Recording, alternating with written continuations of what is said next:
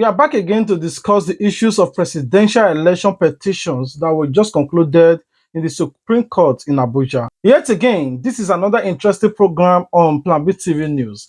So we stumbled across these particular videos of Aisha Yusuf on how he analyzed the issues that happened in the presidential court, how the judge failed to rule in favor of the petitionist. Right from the onset, we all know that there's going to be a foul play in this game because that's why there was even a trendy hashtag all eyes on the judicial. Anyway, I wouldn't want to emphasize more. Let's watch the particular video together. We'll be right back to do some messages to it.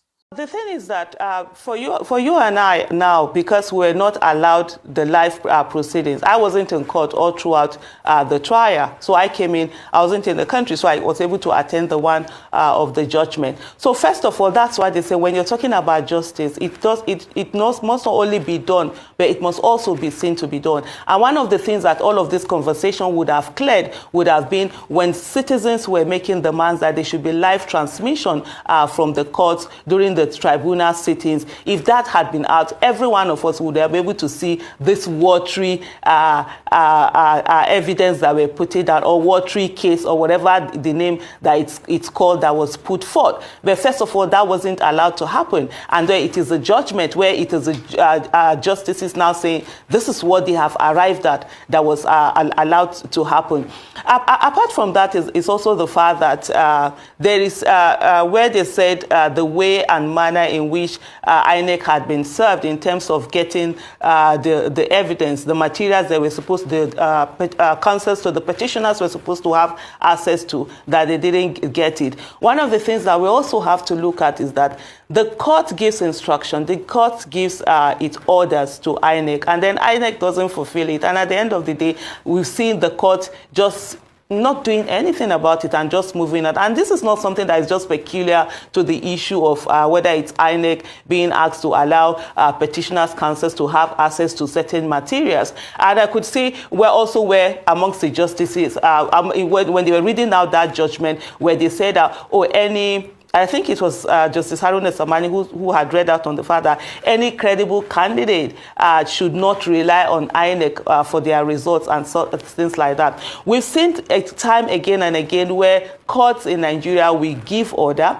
Either the executive or institutions will not obey these orders, and it's almost as if it's business as usual, and they just continue what they're doing without really looking at it at the fact that this is an affront on them. It's one thing for us to talk about technicalities and all of that. But it's another thing for us to say there were people, the people who were on the petitioners' council, there were a lot of sons there. There are people who had, this is not their first time of doing a trial, election petition. And for say that all of them, every one of them, that they didn't file these things the way they're supposed to be filed. I'm not a lawyer. This presidential election tribunal started.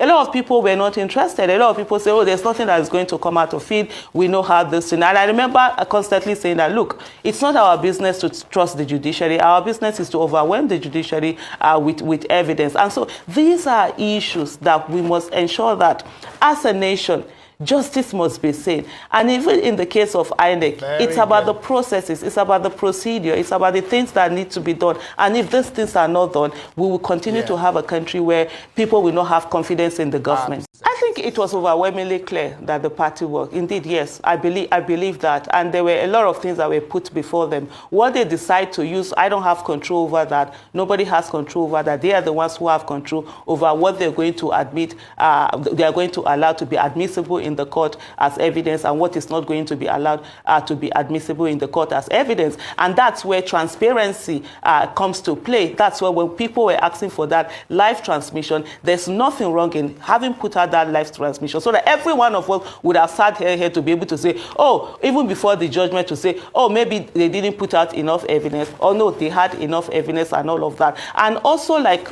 just to add to it again, as I'm talking about transparency now, is the fact that all eyes on the judiciary became something that it became almost as if I don't know, almost a crime. What is wrong with people saying we want to put the judiciary on the spotlight, we want to check the judiciary? And I think this was an opportunity for the Nigerian judiciary to actually welcome the scrutiny that is coming from citizens, because for the first time, citizens now seem to be interested in the things that are happening in it, and it was really important for that. But unfortunately, you saw a situation whereby the justices, there was anger, and I think the female amongst them, I'm sorry, I don't know, I don't have her name, where she was saying that, oh, people think they can stay on social media and intimidate them. Nobody is intimidating you. What is being done is that people are saying, let's put an eye, let's scrutinize, let's see what. That's what being an active citizen is all about. That's what occupying your office of the citizen is all about. To put an eye on the different aspect of governance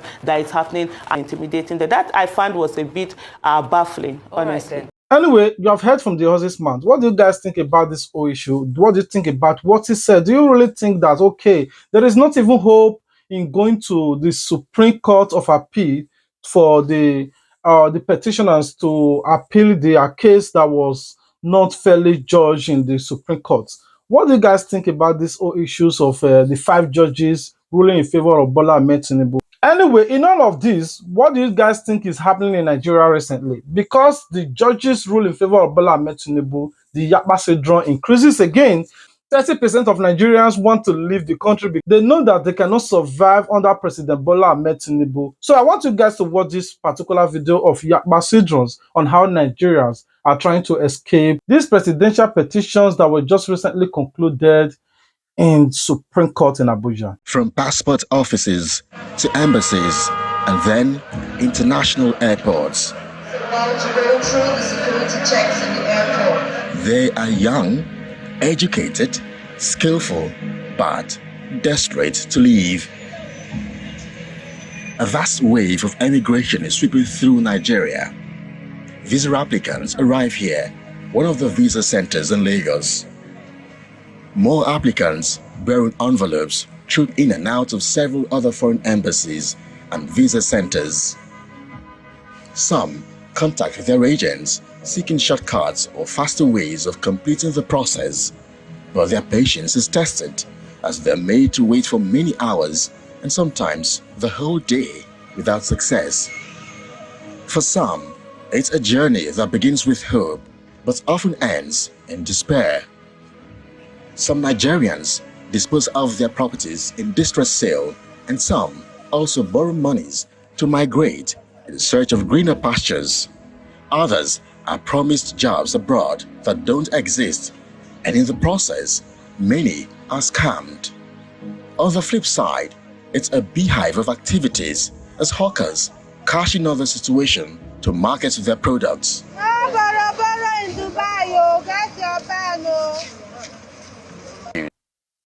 Anyway, what do you guys think about what Asha Yusuf said? What do you guys think about this Yakba syndrome? Despite all of this, do you really think you have chances to survive as a common Nigeria under Tinubu regime?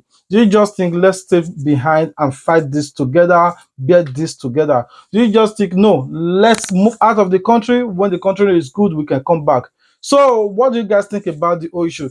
If you're watching this particular video right now and you just had a call that, okay, you have a visa, will you say, no, I want to remain in this country, I want to be patriotic and remain in Nigeria, so I don't want to go outside the world or go and search for a greener pastures? Or would you just join the Yakba syndromes, as the opportunity comes, you grab it and run out of the country? What will you do in this case if you have the opportunity to leave Nigeria? Will you stay behind or would you Yakba as well? So I want to hear from you in the comment section. What would you advise Peter Obi to do in this case? Should he just let go or press further to the Court of Appeal, or he should just let everything go and prepare ahead the next presidential elections, build more structures and all that? What would you also advise Atiku on the other hand? Is it like Atiku don't want to become a vice president again, so there's no how he and Peter Obi will collaborate? Neither will Peter Obi want to become a vice president. So what would you advise these two dull to do? Would you also advise, okay, Atiku, you have been fighting for this presidential position, why can't you just step down and let other person take over? What would you say about this issue? I want to hear from you in the comment section. If you have been enjoying this program so far, please, I beg of you, give these videos a thumbs up and comment your thoughts in the comment section. Even if you did not comment, just like the video. It will encourage YouTube to spread this video out there to get more views. At the end of that, please, if you have not subscribed, turn on your notification bell if you subscribe. Thank you very much for being a part of Plan B TV team. All our returning subscribers who always get the notification and click to watch our video, God bless you. This week is your week again, and God continue to provide all your needs. May your good heart's desire be met in Jesus' name. I love you guys, and I know God loves you more. Until we meet again, peace out. Don't forget to subscribe to get notified. And as you they share your support, now say God bless you too. Sense on the bit. Plan B TV, Plan B TV, Plan B TV. Oh, Plan B TV, Plan B TV, Plan B TV, Plan B TV.